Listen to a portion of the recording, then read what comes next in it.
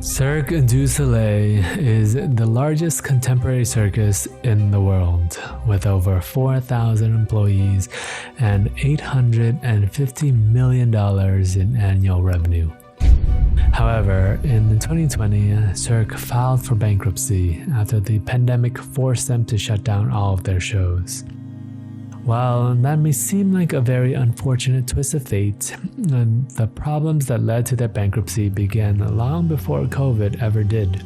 In fact, the problems began all the way in 1984 when Cirque du Soleil was first founded. Now, for those of you unfamiliar, Cirque du Soleil is an incredible rags-to-riches story of Guy Laliberté and Gal St. Croix. In 1984, the government of Quebec, Canada gave Guy and Giles a $1.6 million grant to host a production of Canada's 450th anniversary of its founding. The event was a success, and this led Guy Laliberté to ask for another year's worth of grant to continue in 1985. Canada accepted his request, but 1985 ended with them being $750,000 in debt.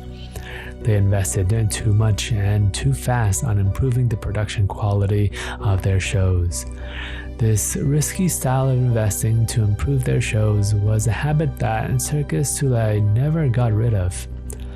By 1986, they were producing great shows, but they were also in heavy debt.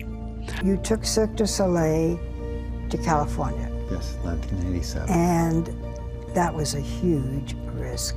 We basically took all our last penny, put everything on the train and the truck, sent it to LA. If we didn't succeed there, we probably had no money to bring back our equipment back in Canada. So it was basically live or die in LA. As you might have guessed, the show was a great success. And by the end of 1987, they had made $1.5 million in profit. Then he got a call from Stephen Wynn, owner of the Treasure Island Hotel in Las Vegas. Wynn offered him a theater at his hotel to perform his shows. With so much momentum and success, Laliberté accepted Wynn's offer. From 1987 to 1989, Cirque du Soleil invested more money into creating more shows while touring Canada and the US. And just like before, by 1989, they were in debt yet again. Now, it is important to mention this before I get a lot of hate comments. Risky investments into your own company is not a bad thing. 80% of businesses will have to do some form of risky investments in the early years to gain traction. However, when the company matures and starts to make profit in the millions, most businesses tend to dial down their level of risk. Of course, all businesses should take risks to grow, but the risk should not put the company's life in danger. In 1989, Cirque du Soleil was still new and still growing, so it was understandable why they invested so much and went into debt just to grow. They invested in new creative teams, production equipment, and costume designs. This led to great shows like Mystere and the longest-running Cirque production, and the show with 1.5 million gallons of water. That's more than 2 times the size of an Olympic swimming pool. From 1990 to 2010, they grew rapidly. They performed in over 490 cities in 6 continents.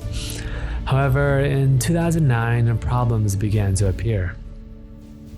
Banana Spiel became their first official failed production after it was scheduled to be closed only after 6 weeks.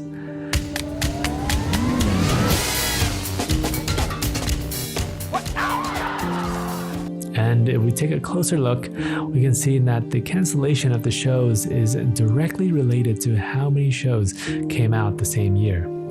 Which makes sense since the more shows that they were producing, the less financing each show would get. In 2010, when only 1 show was open, it lasted for 10 years. In 2011, 3 shows were open and they lasted for less than 5 years. In 2012, only 1 show was produced and it lasted for 8 years. And in 2013, only 1 show was produced and it is still running today. Fast forward 2019, 6 shows were produced and 2 shows were cancelled within 5 months. Now, producing and testing multiple different shows is a good strategy to find winners like Mystere.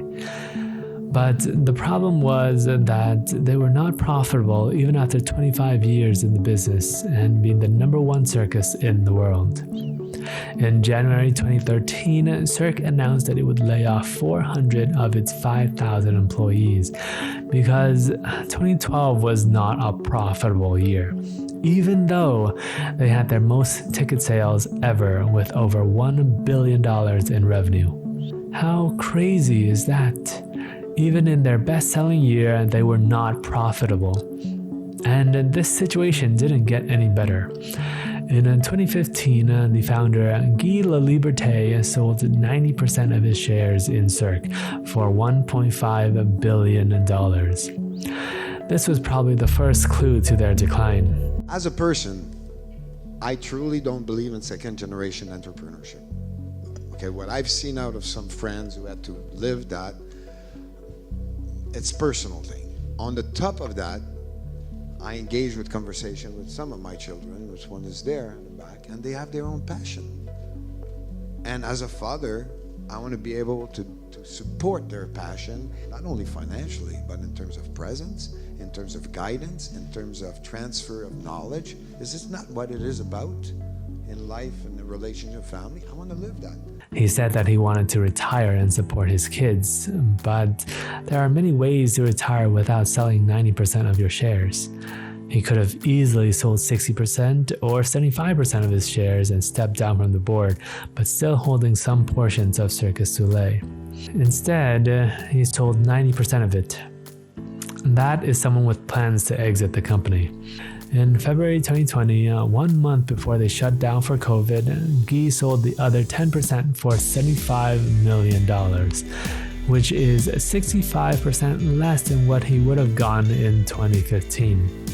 From 2015 to 2019, 3 of the 5 years had negative revenues, and the other 2 years did not have any noticeable profits. Now, while there are many reasons why they are unprofitable, the biggest reason for their loss is because of low quality shows.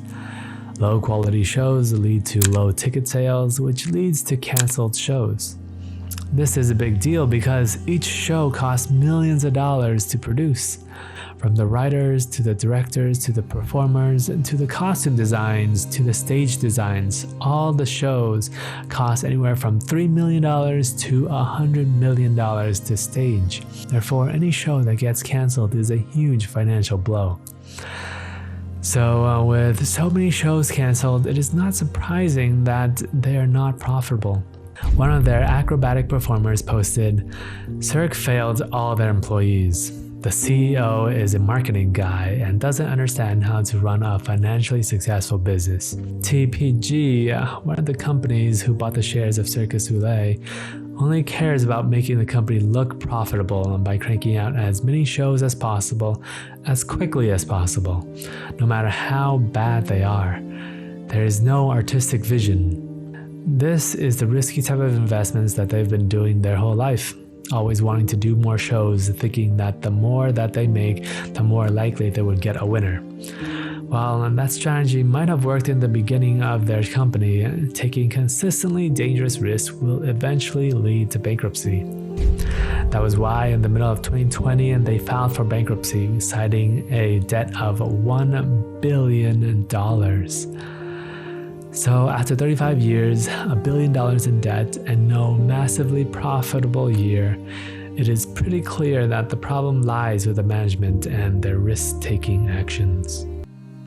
Now, while it is definitely management's fault for the downfall of Cirque Du Soleil, there is another major problem that even Guy Laliberté could not solve, and that was the repetitiveness of the contemporary circus genre.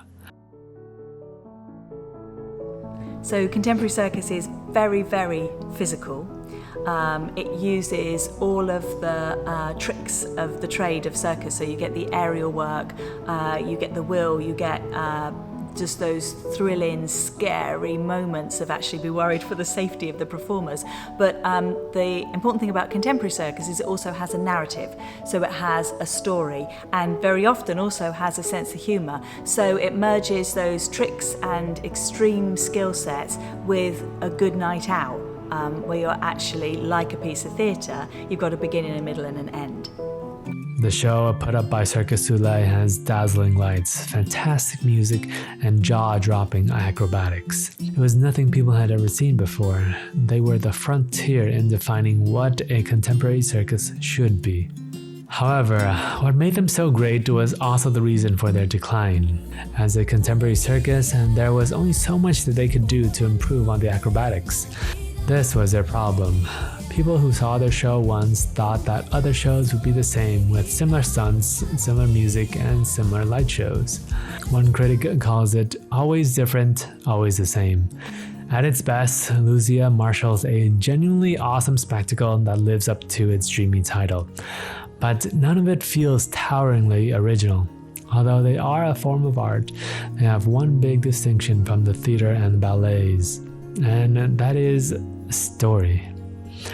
Their storytelling is very minimal and superficial because they need to add in music, lighting, and acrobatics, while theaters and ballets spend 2 hours to tell a story with multiple actors and dancers doing nothing except creating different storylines and plots. Cirque du Soleil spends 2 hours dazzling the eyes and not so much the mind.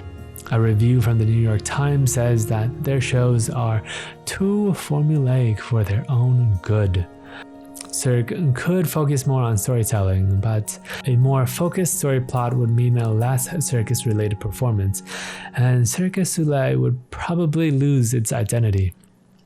Now, although Cirque du Soleil was saved from bankruptcy by Jim Murrin and Catalyst Capital, even if they have better management, the way to make the shows more interesting is still a big challenge that no one has a good answer for. If they do not solve this problem, they could very well follow the same end as Barnum and Bailey's greatest circus in the world. Huh?